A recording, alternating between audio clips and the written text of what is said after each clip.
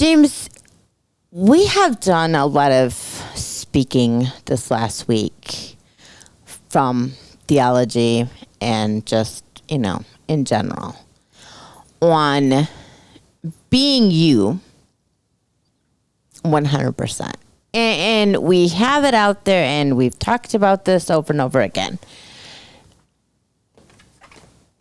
When we say we're good, people say we're good, we want to strive to be good. What does that mean? What does that mean? It really comes down to the question, okay, are we born to be good? Are we born to be great? Could it possibly be the reason why we say that we're good, that we're being good, is because we are not willing to unleash our gift sets to become great? Well, when I think about that, when I think we want to be good, first thing I think of, and I don't know if I'm out in left field here, but the absence of shame. Because something tells us we're not good. So we're bad. We definitely don't want to be bad. Right. So shame, in some ways, guilt tells us we're not good. Exactly. And so it could come to the fact that could it be that our deepest fear is not that we are inadequate, but could it be that our deepest fear is that we could possibly be so powerful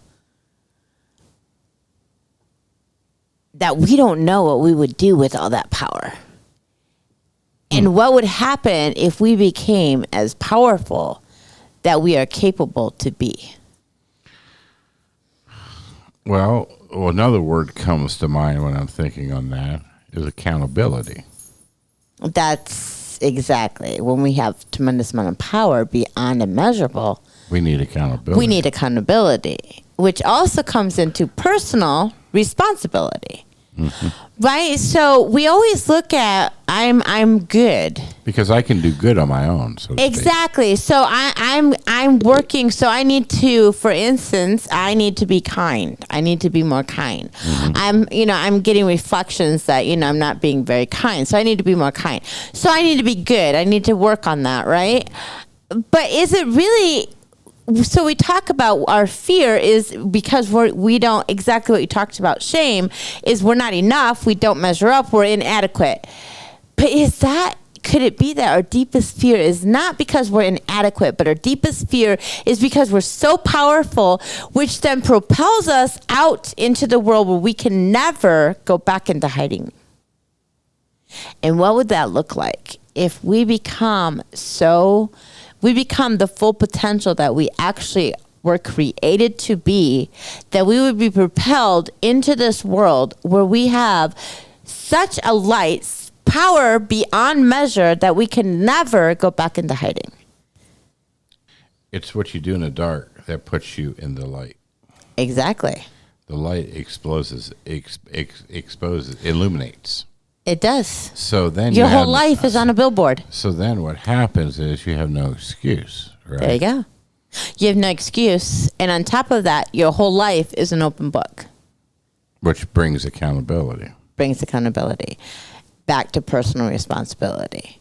So if I am so powerful beyond measure of what I was created to be, then that actually takes away my ability to be a victim, right? Mm-hmm. You can't blame anybody else. That's exactly what that would be. You can't blame society. You can't blame, which comes back to, you talk about accountability, but I'm going to take it one step farther, personal responsibility. Mm-hmm. You made choices where you're at. You are who you are because of choices that you made. Makes you responsible. You can't push it onto this here person or that person. So instead we want to continue to stay hiding. We want to continue to stay in darkness so that we don't, and we're going to hold on to that fear of inadequacy, which isn't actually our deepest fear. Well, it's in some ways, it's great to be ordinary. It's safe. Extraordinary means you got to do the extra. Exactly. And you get noticed. You have to, yes. And you have to have a commitment. Yeah. And again, once you get noticed, the bar is already there, so to speak. Mm-hmm. You can't go backwards. Exactly. The only way is up. The only way is to continue to be. It's kind of what we were talking about this week, James, where you come to a point of no return, and it can be for good or it can be for bad. Mm-hmm. But when you make a choice, oftentimes when you make a choice that you're going to go through this is where you're going to go, there comes a point in time of no return and again, we know from a bad perspective, it can come from a bad perspective. That's why our prisons are full, because people keep coming out and they keep going back in because they made a decision. They made a choice to cross over into that world. Dark side. And yes, and there's time, and you can't come back out. But there is a point in time when you can't come back out because there is no out.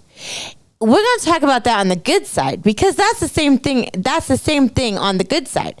When you make a choice to make a movement, when you make a choice that you're going to impact the world, when you make a choice that you're going to follow in a certain direction, there comes a point in time when you can't go back. You can't go back. So in that time, a lot could say, okay, we're very powerful. We're living the full, and powerful's not, again. Let's clarify. It's not dominance. No, that's not power. Powerful.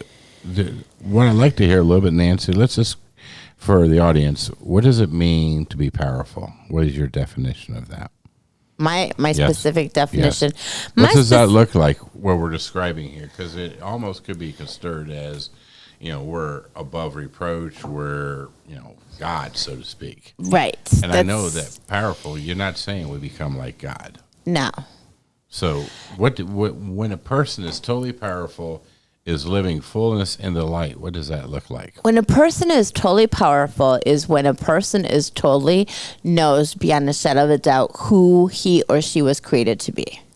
They know beyond a shadow of a doubt. They know beyond a shadow of a doubt what their gift sets are, but they're continuing to learn to grow each day. They're continuing to learn to understand them each day. They're continuing to know, oh wow, it's like it's a journey. You're on this journey of discovering who you are, because you are constantly evolving every day into who you are. And as you continue to evolve, you continue to go into new directions. You open up more gifts of what you have inside you that you didn't know they were there all along, but they didn't know. And why you didn't know is because you had on a lens of you are held back. You had on a lens of chains, of bondage almost. You had on a lens that you are a victim of your circumstances. Power is you're rising above your circumstances.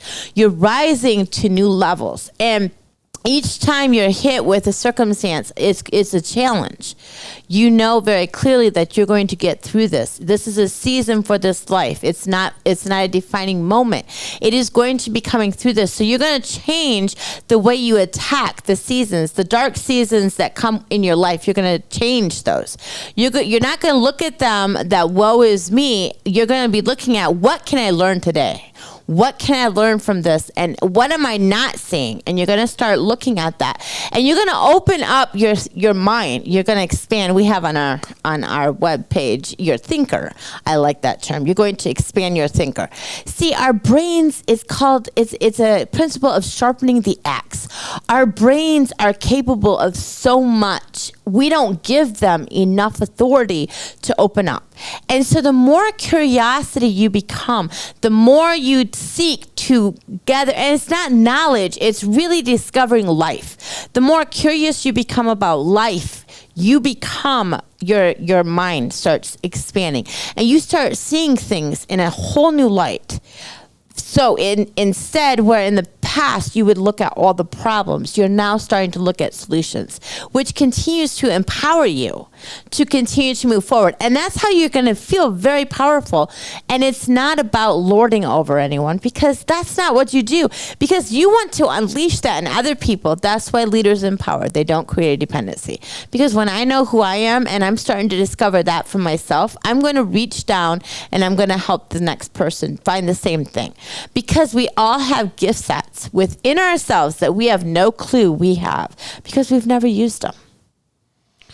That's called power. Is there a difference? We heard the term personal power. Is that kind of the same thing? I would probably be discovering what I'm talking about is personal power. That's true.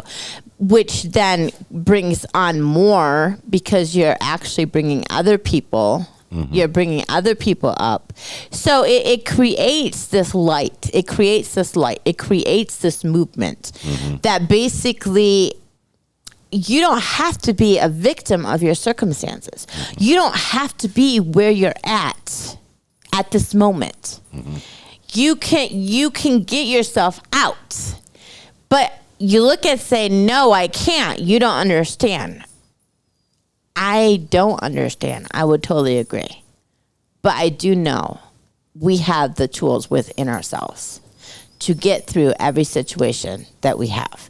We don't know them until we actually choose to look into ourselves.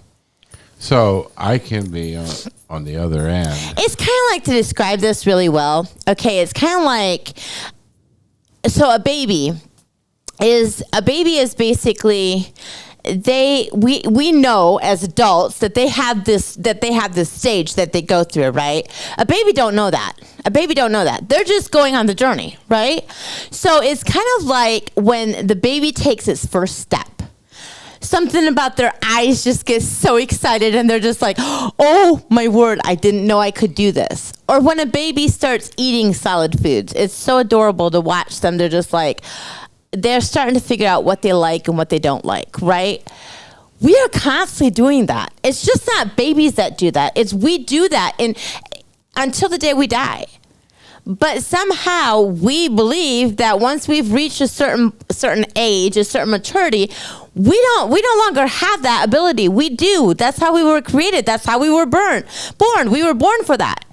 We just have to continue to unleash that. And again, with the baby, what is going to get them to walk? Their circumstances. Okay? Or crawl. It starts with crawling, right? And they're going to start crawling. And they get really squishy at it, and they're really, they do it, But what is going to get them to crawl? Because they see everyone around them moving. Everyone around them is moving, and they're sitting stationary. There's a huge world out there for them to explore. They can't explore it if they're sitting. So they're going to have to start. So they roll over. They start rolling over. Well, then they discover, oh, hey, I can move. So then the next thing they do is they start crawling, because that's what we need to do. So our circumstances, I don't need to know your circumstances today. All you need to know is that you can get within yourself to move out. What if I'm a person and I would tell you, Nancy, I understood. When you're young, you have all that energy, that curiosity, all the things you describe. But have you met the people around me? Have you met the people that have oppressed me, that has dominated over me? Have you met them? And you bring out a really good point, James. You bring out a really good point. Okay, so going back to the baby, why the baby is so open with curiosity and so wanting to go. And we look at babies as being innocent. And what is the innocence? They haven't experienced pain. Exactly. They haven't experienced the true pain. And so that is where we come in with emotional intelligence that we've been talking about all along. What is keeping us back, what is keeping us in our circumstances where we're not being able to see, is our emotions. It really is our emotions. But have you been, when you're dominated over, I'm not saying it just feels so paralytic. I don't even want to look outside again, or I don't want to have that curiosity. when you've been dominated over. Does that make sense? It does, James, and that's okay. I mean, I understand. I mean, I understand from it. It's so hard to see that because you lose. I think the word would be lose heart. You do. I would agree with that. But the thing of it is, okay, in order for you, okay, if you're sitting here and you're listening and it doesn't even faze you, then you are pretty content of where you're at. Mm-hmm. But if it sparks exactly that, James, where you're saying, well, you don't know my circumstances, then you're not content where you're at. Even if you think you have given up, you haven't. That's great. You still have a fight. You still have a fight because when you're going to tell exactly what you talked to me, James, I'm going to hit a trigger of yours, emotional intelligence. I just hit a trigger of yours. The reason why I hit that trigger is because it still matters. It still matters, which is great. That's a good thing. That's a great thing. If I'm hitting a trigger of yours by saying that you can rise above your circumstances, I'm hitting a trigger. That's a great thing. You still have life. You still have life, and you want to rise above your circumstances. You have that. You want to. That's where you're going to tell me you can't. And that is where you're not telling me you can't. You're telling yourself you can't. That's why it's keeping you there. So if you're listening and you hear this and you're saying, no, you don't know me, I'm hitting a trigger of yours, which is really great because that's saying you want to move, you want to rise above that. And so, yes, I don't know you. And yes, I don't have your circumstances. I would totally agree with that. But you know you. If you take the time to truly get to know you, you know you. And it's not an easy job. It's not easy. And so you talked about so we definitely see if a person feels that way, there's tremendous amount of, there's still a glimmer. There's some hope that they want that curiosity back. They do. They do. We talked about crossing the line. I don't like to go here, but let's talk about it. We also talked about crossing a line where we're already in and where there's no point of return. What happens? What is a danger for a person to, if they don't have that glimmer and they would say, I'm happy. We talked last week about scarcity mindset. Mm-hmm. How do we know if we're heading that direction to where you can get to a point of no return and you stay there? How do you stop that from happening? Because again, you know what I'm asking? Right. How do you stop yourself from getting because to a point that's what we're really talking about is don't want to ever, none of us were created to get that place to where it's just when I'm talking about a scarcity mindset, no more hope. It existentialist point of view where, it is what it is.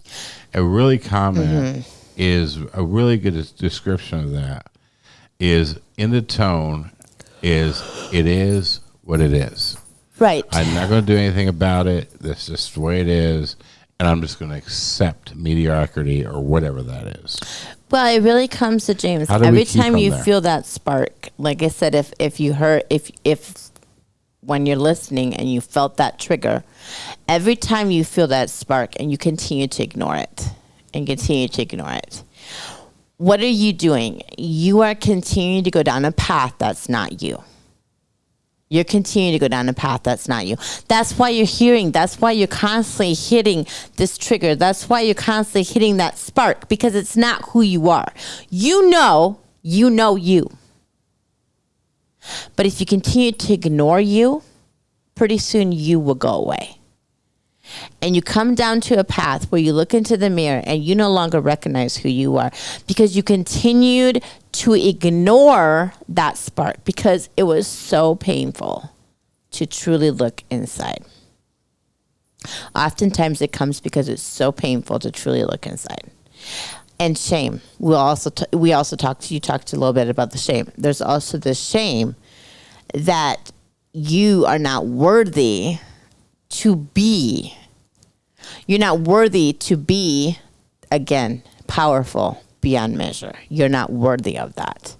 So it is just easier for you to just continue to ignore it versus looking at the pain. And ignoring is not easy, but you're choosing your heart.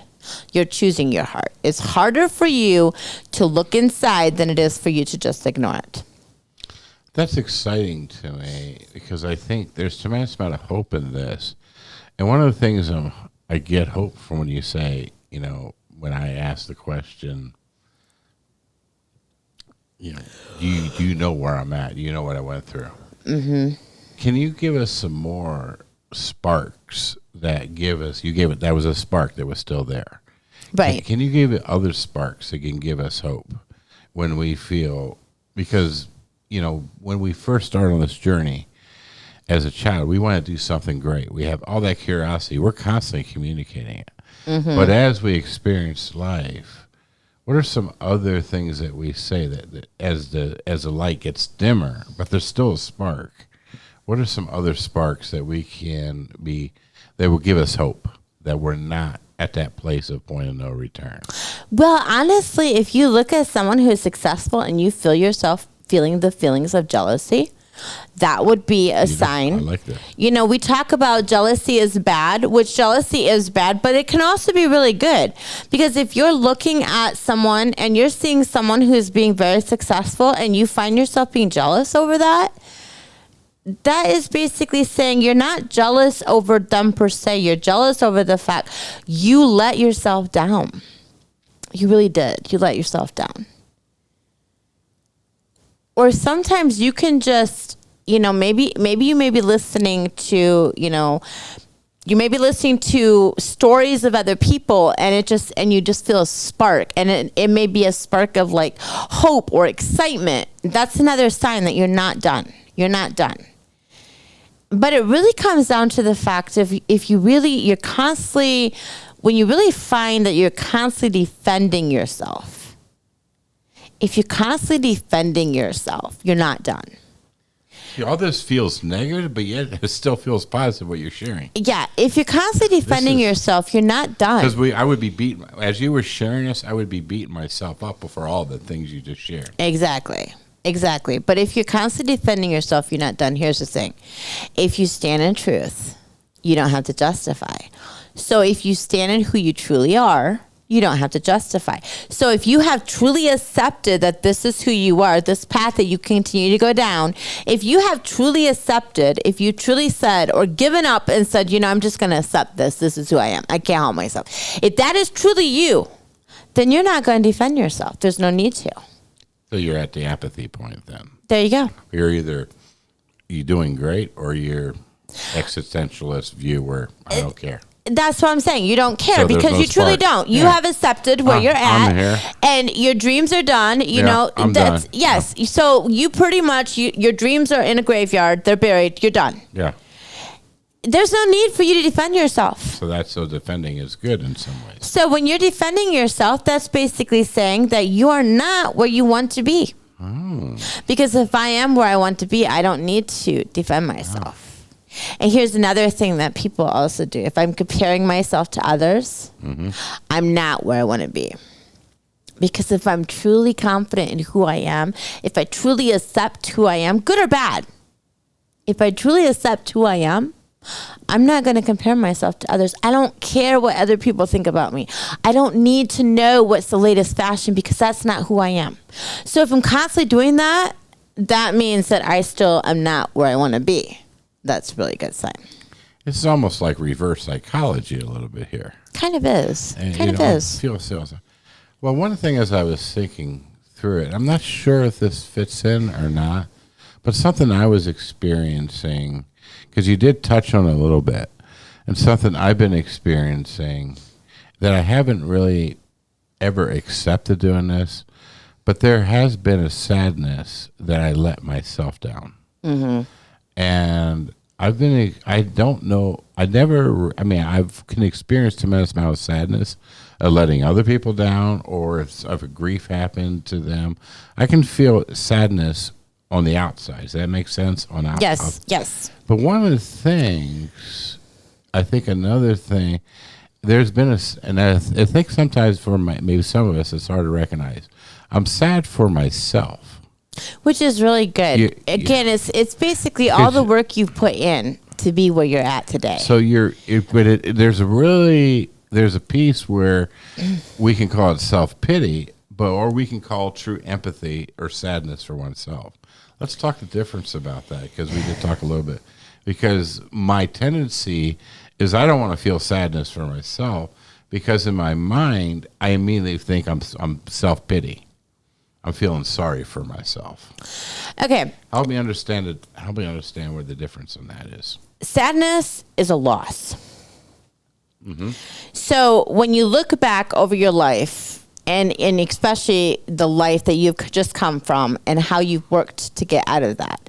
So you're looking back with a tremendous amount of sadness, and it's a loss of what you did. Those are years you're never going to get back. And I'm not blaming anybody else. No, because you know very clearly, again, personal responsibility. So you know very clearly that it was your responsibility, your decisions that you made that got you to where you were. You were going down, we're talking about that. You were going down a path of who you weren't. And you would constantly, and when I was bringing up feelings that you could identify with those, that's because you were in a position where that's not who you were. But again, that's a great thing, because your story doesn't have to end. You can turn the wheel at any point in time and start going back to who you truly are. Mm-hmm. It is a hard road. I'm not going to say that it's not, but it is a hard road. So when you become who you truly are, you feel the freedom in that, the unleashing of that, the power in that. You're going to look at this and you're going to look back at your years and say, look at everything you did to yourself. And that's where the sadness comes in. Yeah. Because again, the sadness is a loss. So you're going to feel the loss of the years past. You're going to feel that. Mm-hmm. It's just part of growing. It's great. That's where the sadness. The self-pity is, woe is me. You don't take responsibility for where you're at. Other people got you where you're at. That's the self-pity. So you're not necessarily accessing sadness, you're accessing shame. You're not enough. You can't get yourself out of here. Again, when you access shame at a high level, you project your values onto others. So that's the thing. When your self-pity is shame, you're accessing shame.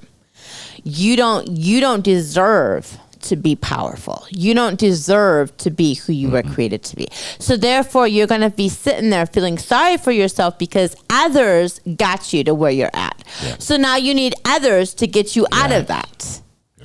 Well, that's not going to work for you, because others don't really care about you except for you care about yourself.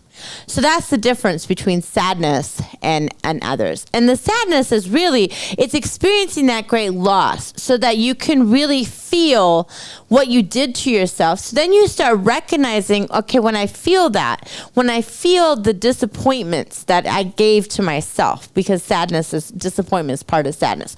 When I feel that, I'm going to take heed moving forward, that because I knew very clearly it was a process that got me there. So it's a process that gets me back out. But I know if I'm not self-aware of where I'm headed, I can get myself right back into the same shoes. So I have to be very cautious in understanding, feeling the loss, experiencing the loss, relishing in the loss, so that I can understand what caused it to put it in there. So I can start recognizing when I'm going back into that same habit. That's very good. Because it's freeing to know that I can cry for myself, and I can feel the sadness, because out of that, it's not going to be selfish. There's going to come out of that, it's going to come a productivity to pay forward to others, to love others, because at the core, we were not made to be selfish. We were made to impact, to give to others. That's really who we are, correct? Yes, I would agree with that, James. Here's the thing, okay? When you feel the sadness for yourself and all the loss that you did to yourself, when you really feel that and you really embrace that, you're going to have an empathy and an understanding and a compassion for others who are going down paths that's not who they are. Wow. So again, the gift we get from sadness is sensitivity. That's being sensitive to others. That when they're going down that path, I'm not going to judge. I'm not going to judge. That's where judgment comes in.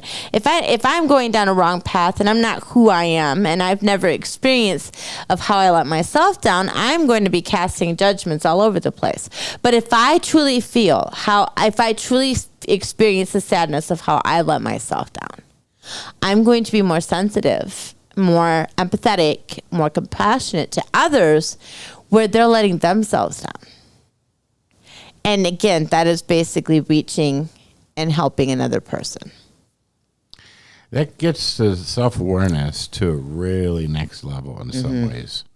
It's really taking that time to look at who you are and who you were created to be. Yes. It does a deep dive into self-awareness is what we just talked about today. It does. It does. As I've been sitting across listening as you were sharing, Nancy, I'm looking out there and I'm saying, even myself listening to it, there's hope. I can, even no matter where a person's at right now, there's hope. There is. That you can be, as what you described, Nancy, extremely powerful. Yes. No matter where you're at right now, if there's a glimmer, there's hope. Yes, there is. And you can go all the way to even be disappointed and hurt and feel your pain for yourself. That's a self-awareness. That's a hope. It almost brings us back to that child. If there's a glimmer, we can get back to that child, what you described, that is always looking to grow, always looking to crawl. We can get back. And it's almost more than we talk about getting back on a horse. You're getting back on a thoroughbred. You are. It's not just just a horse. It's not a little workhorse. It's a thoroughbred. Yes. That's exciting. And I know for people listening, it's exciting for me to hear that. And I know it's extremely exciting for you to see people come out to the light again. It is. It really is. Oh, my goodness. What would the world, as leaders, if we would get back on our thoroughbreds? Exactly. And we would come out into the light and come out of hiding and come out into the light. What would that do? When we would truly unleash our gifts and push it into the world. Now, that's the marathon of life. Yes, it is. Because it doesn't stop. The race doesn't end. No. Matter of fact, it gets stronger. It does. And more vibrant. I've heard a lot of hope today, Nancy. Is there anything you want to close with? No, I'm just excited, James. I see a lot of hope. If you're out there and you got that glimmer, just that glimmer, email us at james@orangeroseservices.com. Drop us a line. Have us be an encouragement to you. Don't at all look at that, give up on the glimmer of hope. Water it. You still can impact in ways that you can never imagine. Your life isn't over. Yes. Yes. OrangeRoseServices.com. James@OrangeRoseServices.com. Have a great week.